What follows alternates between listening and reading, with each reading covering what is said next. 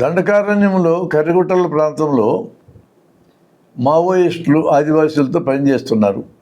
ఈ దేశంలో నక్సలైట్లు అనే వాళ్ళని, మావోయిస్టులు అనే వాళ్ళని ఒక్కరిని కూడా లేకుండా చేస్తా 2026 డిసెంబర్ 31కి అని హోంమంత్రి అమిత్ షా గారు ప్రకటించారు.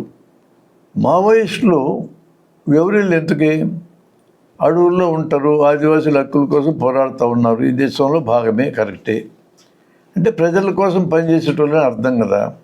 ఇంతకీ మావోయిస్ట్ అని మాట ఎట్టొచ్చింది? మావో అని ఆయన చైనాకి చైర్మన్గా పనిచేశాడు. అంటే చైనా దేశపు వాళ్ళ కమ్యూనిస్ట్ పార్టీ నాయకుడు ఆయన.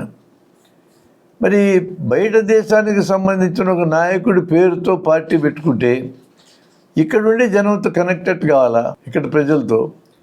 ఈ దేశంలో ప్రజల కోసం పనిచేసిన భగత్ సింగ్ పేరు, వాళ్ళ స్నేహితులు సుఖదేవ్ పేరు, చంద్రశేఖర్ ఆజాద్, ఇట్లాంటి వాళ్ళ పేర్లు పెట్టుకుంటే జనాన్ని కనెక్ట్ అవుతాం. కానీ లేదా దేశంలో ఎంతమంది దేశభక్తులు ప్రాణత్యాగాలు చేయాలా? దేశం కోసం సుభాష్ చంద్రబోస్ పనిచేశాడు కదా, గదర్ వీరులు పనిచేశారు కదా.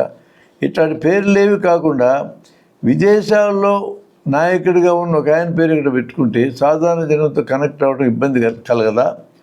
ఇది ఆలోచించాల్సిన విషయం కాదా?